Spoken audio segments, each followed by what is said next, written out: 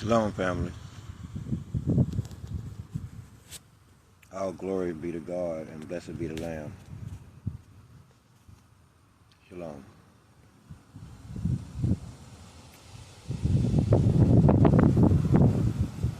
You know, it's hard to talk about anything black or Negro that doesn't involve a very large aspect of it being also involved the structure that is white supremacy. See, white supremacy is not any one person. It is a structure that's been set up over time, a very long time, to maintain a status quo.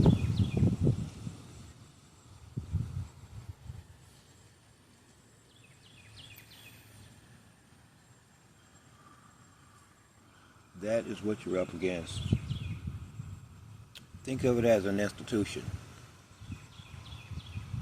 The people come and they go that may work there or engage it at any level, but the institution itself remains.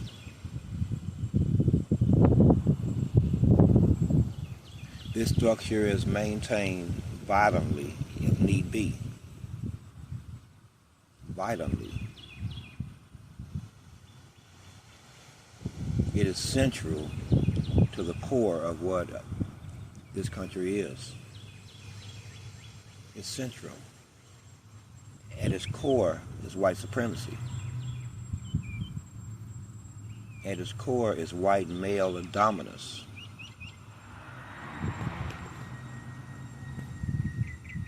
Even when he's not dominant in society or in nature. He is dominant through sheer brute force, bullets and bombs. Bullets and bombs, and the willingness to use them.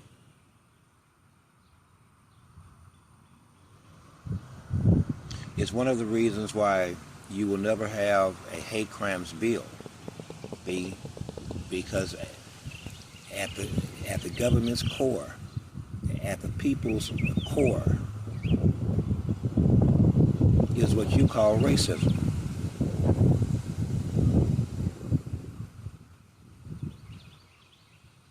Call it what you may. I know that one of the arguments we will make, may as well start making it now, against America in the world court as well as federal court, is this. Number one, we will argue that you own them. To this day, you own them.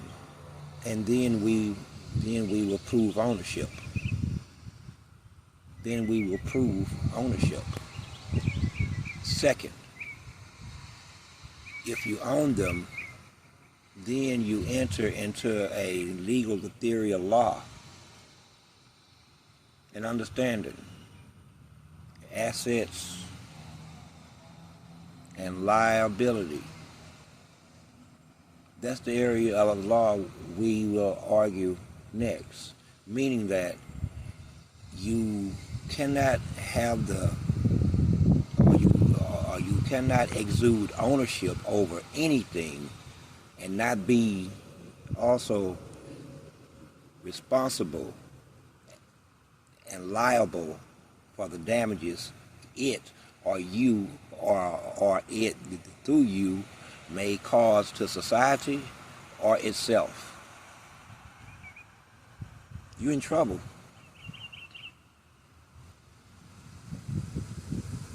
You are in trouble. I don't know how you're going to defeat these arguments. And it only goes downhill from there. It only goes downhill. One of two things is sure to happen. we will win. That'll be the first thing. The second thing is, even if we lose, you would have lost so much face value, so much credibility to both the country, your structure, your ideologies as far as politics. You're already in the dirt. Right now, as I speak, you are guilty of genocide. As I speak, America is guilty of genocide. This case could be easily proven in any court of law. Listen, if you give the guy who is dropping bombs on me the bombs to drop on me, are you not an accomplice? It's almost laughable. You have to laugh at it. Only in La La Land or in the realm of white supremacy could you get this understanding, or whatever that understanding is. Because it cannot be justified, not in the natural order of things. It cannot be justified, yet there it stands strong.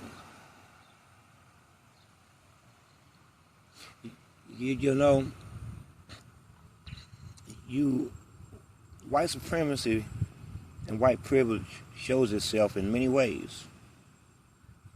Here's a recent example. Israel, the IDF, has killed 32,000 people. The overwhelming majority, women and children. America gives them the bombs and the money, provides them with a whole lot of material support. They're guilty as hell. Guilty as hell. You know why the world watches and does nothing?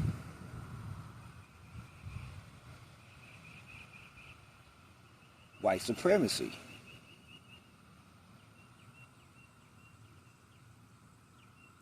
It's not just America, but that's where we live, and that's what we care about.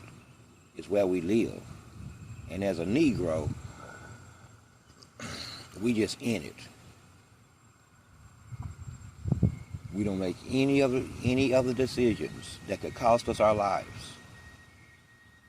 We don't write any of the laws that could cost us our lives. But anyway, getting back to the Israeli airstrike that killed 7 people.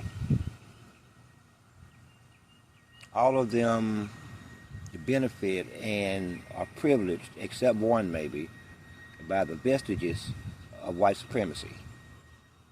An uproar goes out. Some of them were the close friends of powerful people like congressmen and senators. And then all of a sudden, Israel has to bow down and listen, and they start to pull out and all this stuff. Think about that. So that means that 32,000 lives, the overwhelming majority of them, women and children, didn't even come close in comparison to the idea that seven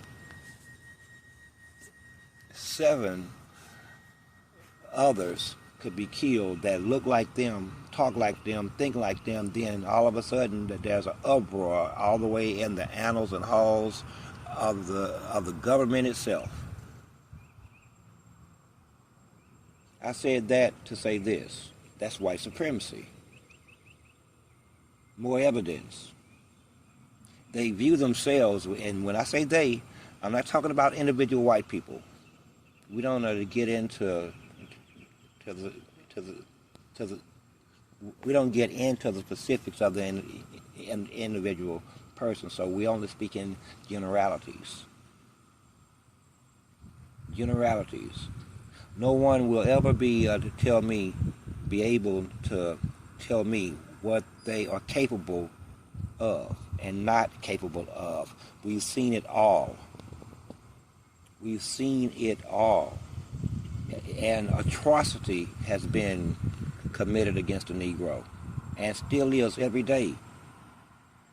But when they make a move on the Negro, it's meant to do harm. It's meant to do long-term harm. And they've done it over and over and over and over and over again. It's like running a damn bulldozer over an ant bed.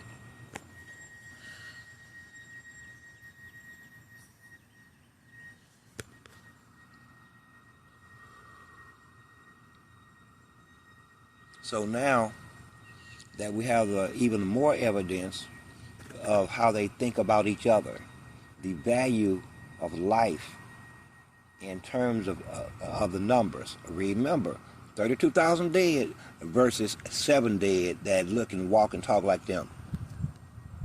Now all of a sudden, that's halt a whole war. Let's let food aid in. Let's open another port and let some more food aid in.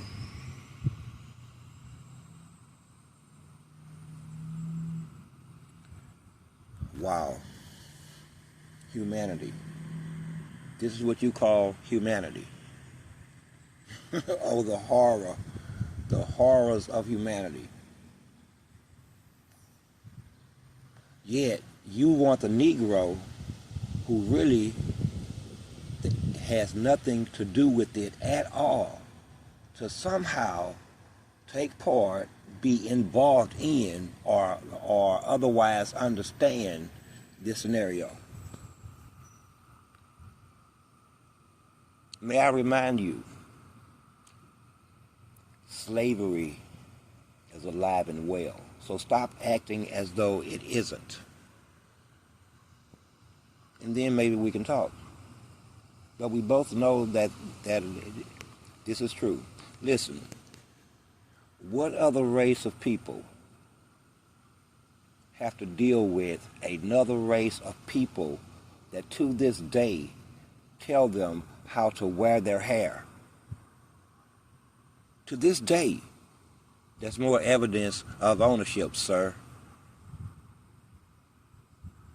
You own them. You own them. Get this through your head. You want to run from that fact. But this fact is central to our argument against you. It's the central prong in a many-pronged argument, but that one is central. Ownership. You control them, do you not? You can do unto them or their communities or their neighborhoods whatever you will, whenever you want to do it. Do you not? Because we brought evidence, lots of it, boxes, documented evidence with photographs. With photographs. In fact, the American government has never done anything, not one thing ever, to advance any need or cause that was good and advantageous to the Negro in any kind of way ever since their toes first hit the shores of America. That too, sir, be a fact. In fact, everything, every policy that's promulgated off the law, the legislated action, reflects, every last one of them, your hatred and your intentional harm towards the Negro population at large. We can prove it. Even up to and including this current round of gentrification using others as the tool. and then financing it. You sound like a racket. You sound like gangsters to me.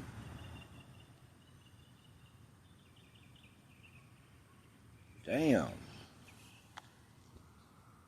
And then you refuse to talk about it amongst yourselves, and when you do talk about it amongst yourselves, you still come out being the same as you were before you went in. You know, generally speaking, you are the second race. I would say take their children. If you want to stop them without harming them, take their children.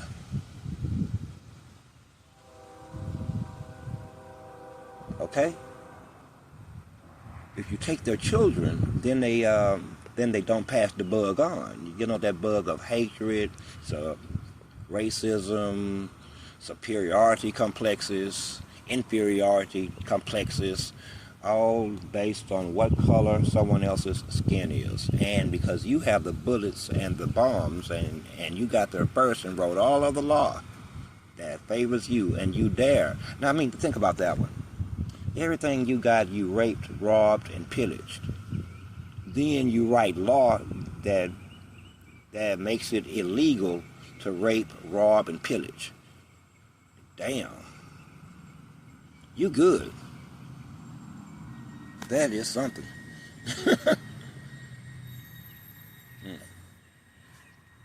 That's something. You know, at the end of the day, you will be found guilty as a country, as a nation, as a corporation. It doesn't matter how many judges that you choose, how many judges that you have paid off, how many other judges that you play golf with. At the end of the day, you will lose. We do you a favor here. This is a favor. You need to lose.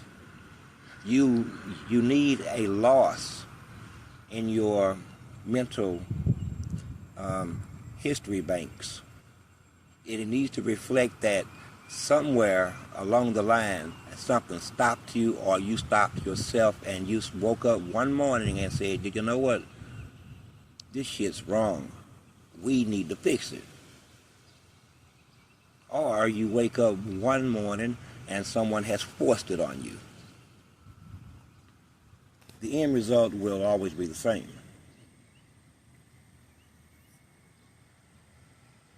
The second favor is, I argue, separation of the races. That way, it can never happen again. You're safe, they're safe. Is that not fair? See, I only argue that because it had become increasingly clear that as long as a Negro is anywhere around you, and you have socially engineered them as to how to think, what to do, who to hate, everything that they know and are is of you, outside of their respective subcultures. See where I'm going with this? It's more evidence that you own them. We're going to keep going back to you own them. Because like I said, this is going to be central to a multi-pronged argument.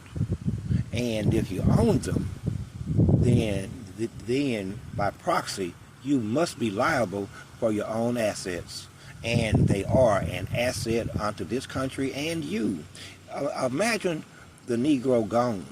No more African Americans. Gone, out of your sight. You are so spoiled that you can't even imagine such a thing. Them being out of your reach. You can't touch them, can't control them, can't see them. You can't feed off of them, off of their subculture or their primary cultures, how they walk, talk, dance, invent things. They're natural God-given abilities. One of them being survival. You see? You know that you lose everything the moment that you can no longer control them. To you, you do, but you still have your wealth.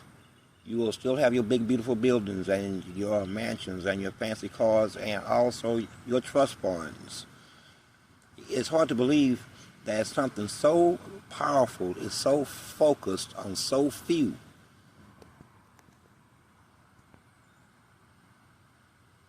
You got bigger fish to fry. You really do. You've made the Negro winning anything mean a loss for you. You have turned this into a zero-sum game. A zero-sum game. You've left no area to negotiate. That's what zero-sum is. Your views have become entrenched against God's views. That's where you stand as the white supremacist, or the social structure that is and does control it, white supremacy. You know, how long will this go on? The short answer is not much longer. But if it was up to you, if it was up to you as the white supremacist who hates black people, hates everybody, but in particular and specifically black people, the Negro, you know who else hates the Negro with such intensity? The devil himself. That's hatred times 10. Now, that's what racism is. People, we are witnessing the definition of racism. See, I could say I don't like white people, but that's all I can say. I mean, as a physical being, I don't like white people per se. I'm not saying I don't. I ain't saying I do either. Really, anyway. But not only do I not like them, I can control how they live, where they go, how they progress, how they think, what they eat, how much they eat, their family structures, their finances. And you still think that you don't own them. You want to say slavery is over. Not for them. It may be over for those other dudes, but for them, it's in full bloom. It's in full bloom.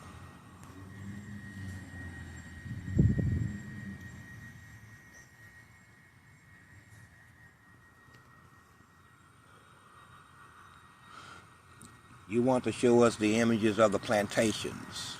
No, we've seen enough of them. Show us the images of the farms. You know how you really did them. Show us the images of the farm, what you really did to them. You are guilty as sin. I don't know how the hell you're gonna get past these arguments. I just don't. I mean, and I'm good at this. I mean, I done went down every possible comeback, every possible argument you would ever possibly make, and you lose on every last one of them. So that tells me one thing. That tells me one thing.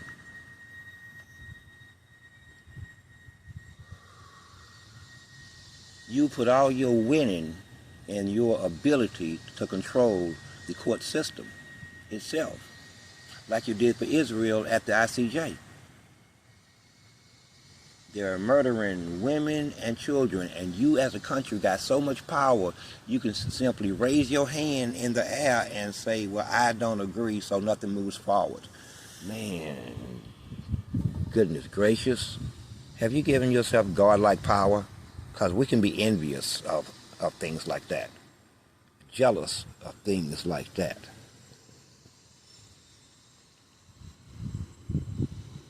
quite jealous actually.